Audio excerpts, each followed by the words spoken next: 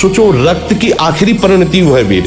आप क्या कर रहे हैं? रोज कई कई बार। यदि आप ब्रह्मचर्य नहीं हैं, ये कमियां जागृत होंगी जो अध्यात्म में चलने ही नहीं देंगी। ब्रह्मचर्यहीन के लक्षण, जिन्होंने ब्रह्मचर्य का नाश किया है, अपने आप जांच लेना। उसके अंदर बार बार काम पीड़ा जागृत होगी, उसका विचार कामाशक्त होगा, पहला लक्षण। बस उसकी बार बार वृत्ति काम की आएगी, बार बार पीड़ा हृदय में काम भोग की प्रेरणा देगी। वो इतना असमर्थ होने लगता है कि आंख मिला के बात करने की भी हिम्मत नहीं रह जाती उसमें। हर समय उसके अंदर एक हीनता सी छा जाती है। वो बहुत चालाकी से अपने को छुपाना चाहता है, झूठ बोलता है, थोड़ी ऐंठन भी दिखाना चाहता है कि मैं कुछ हूं, पर अंदर से खोखला हो जाता है। ये दुर्गुण उसके अंदर जागृत होते हैं जो ब्रह्मचर्य का नाश करता है। उसके चेहरे में प्रसन्नता कभी झलक ही नहीं सकती, दुखी व उदास, जो ब्रह्मचर्य का नाश करता है। देखने से इस बदसूरत नजर आने लगेगा, चाहे जितना गोरा हो, चाहे जितना ऊपर से चिकनाहट लगाए हो, लेकिन उसके कपोल और नेत्र बदसूरत होंगे। चिकनाहट से मतलब नहीं है, एक आकर्षण होता है भागवतिक, वो उसमें नहीं होगा। स्वभाव बड़ा ही रुक्ष होगा, कड़ुआ होगा, बहुत ही हल्के स्वभाव का आदमी होगा। विश्वसनीय तो हो ही नहीं सकता, कामी पुरुष विश्वसनीय नहीं होता। वो कभी भी बदल सकता है, उसमें क्षमता नहीं है एक बात पर टिके रहने की। वो कसम खाए तो भी बहुत शीघ्र अपनी कसम तोड़ देगा। स्वभाव में कभी उसकी प्रसन्नता नहीं होगी, स्वभाव उसका चिड़चिड़ा बन जाएगा। रूखा होने के कारण नाक में गुस्सा रखी रहेगी, जरा सी बात में वो बहुत क्रोधित हो जाना, अपनी खोपड़ी फोड़ने लगना, दूसरों की फोड़ने लगना, अपने थप्पड़ मारने, मतलब एक जैसे कोई विक्षिप्त आदमी, पागल आदमी, ऐसी उसकी चेष्टाओं ने चीख चीख के बोलना, माथा पटकने लगना, ये लक्षण है ब्रह्मचर्य का नाश करने वाले के। वो जीता तो है पर मुर्दे की तरह निस्तेज, उसमें उत्साह, उसमें शूरवीरता, ये सब क्षीण होने लगती है। शूरवीरता काम क्रोध आदि को सहन करना है। उसके कपोल में हल्के हल्के से सांवले दाग प्रकट होने लगते हैं, एक झुर्री सी पड़ने लगती है। ये वीरनाश का लक्षण है। आंखें धस जाती हैं और उसकी हड्डियां कमजोर होने लगती हैं, बाल पकने लगते हैं, झड़ने लगते हैं। वीर भगवान के द्वारा दी हुई वो शक्ति है जिससे भगवत प्राप्ति में बहुत सहयोग होता है। ये जानबूझकर ऐसी क्रिया करते हैं जिससे वीरपात हो। रोग न रहते हुए भी इनको बहुत सी पीड़ाएं स्वाभाविक प्रारंभ हो जाती हैं। जर्जर, दुर्बल, भागवतिक कामों में निरुत्साह, भजन करना, परिक्रमा करना, समय से उठना, ये सब उत्साहहीन होते हैं।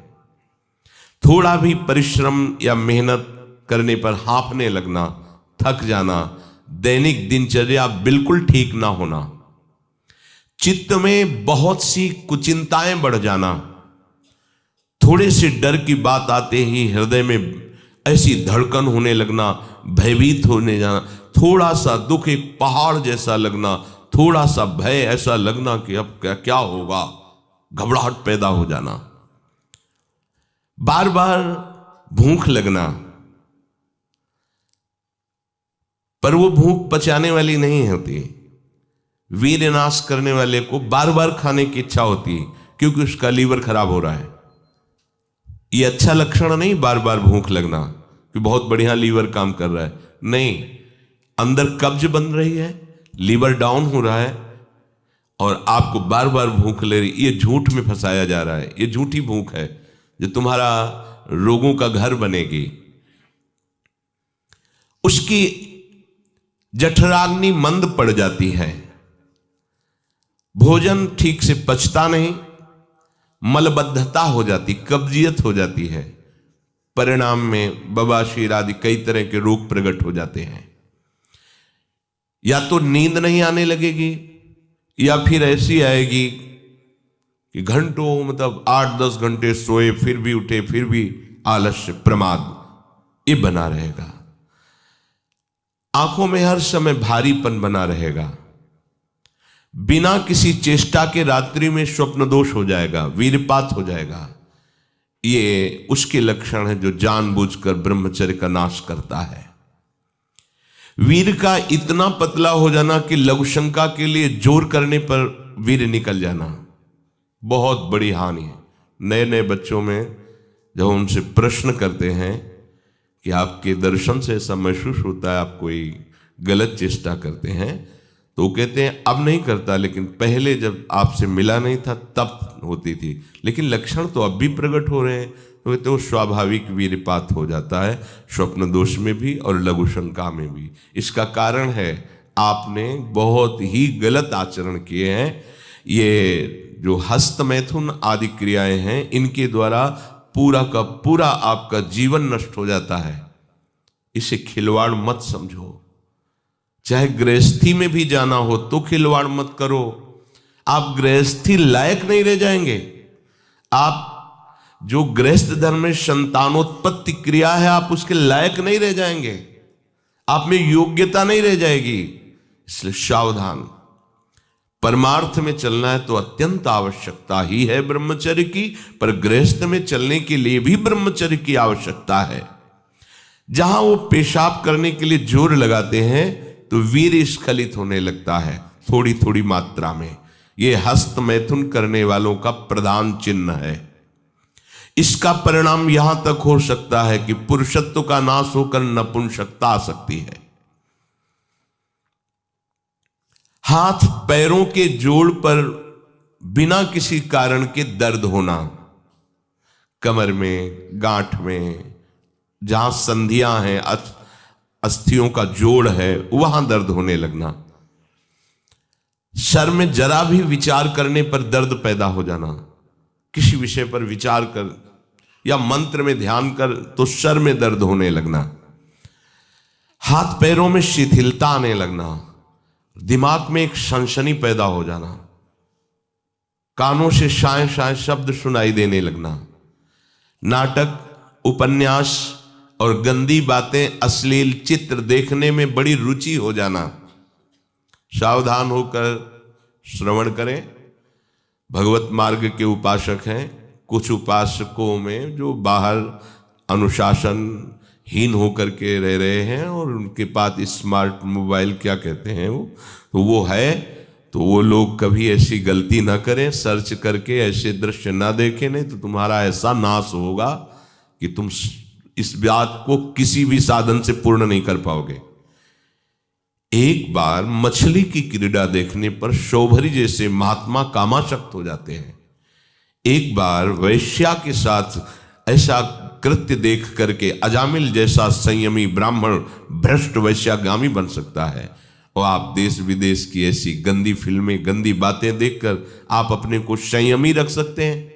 क्यों आप अपना नाश कर रहे हैं? क्यों आप अपने शत्रु बन रहे हैं? उपासक समझता है कि कोई जानता नहीं है, लेकिन तुम जिसको जानने के लिए चले हो वो तो तुम्हें जान रहा है ना। वो कैसे तुम्हारे सामने आएगा? कैसे तुम्हारे मुख में नाम चलेगा? कैसे हृदय में भगवत प्राप्ति का उत्साह रह जाएगा यदि आप ऐसा?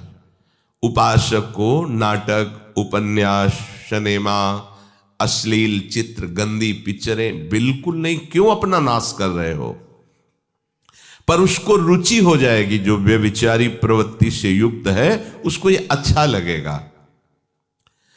बार बार पेशाब होने की इच्छा होना, पेट में ऐसा लगना जैसे बहुत गर्मी पैदा हो गई है, और प्रमेह आदि उग्र रोगों का प्रादुर्भाव हो जाना, ये ब्रह्मचर्य नाश का लक्षण है। तलवे हथेलियों पर पसीना आने लगना, हाथ पैर में जरा भी काम करने के लिए चलो तो कंपायमान होने लगना, थोड़ा भी ऋतु परिवर्तन बीमारी को पैदा कर देना, थोड़ा सा गर्मी थोड़ा सा सर्दी बीमार हो गया, उसे प्रकृति का प्रहार सहन न करने की सामर्थ्य आ जाती है। वो प्रकृति का प्रहार सहन नहीं कर सकता, ऐसी स्थिति हो जाती है। चेहरे पर मुहासे प्रकट हो जाना, कभी कभी अचानक खड़े होने पर आंखों के सामने अंधेरा छा जाना, अधिक वीरपात होने पर मूर्छा भी आ जाना, स्मरण शक्ति का ह्रास हो जाना, बहुत बार प्रयास करो फिर भी याद नहीं होगा। और ब्रह्मचर्य सही है तो एक बार बोल दीजिए, 100 वर्ष बाद सुन लेना, वो अपने आप स्थापित हो जाएगा। ज्यादा पढ़ना लिखना नहीं पड़ता, एक बार बोलिए, वो 100 वर्ष बाद पूछ लीजिए, 100 वर्ष बाद उसकी स्मृति वैसे ही बनी रहेगी यदि वो ब्रह्मचारी है।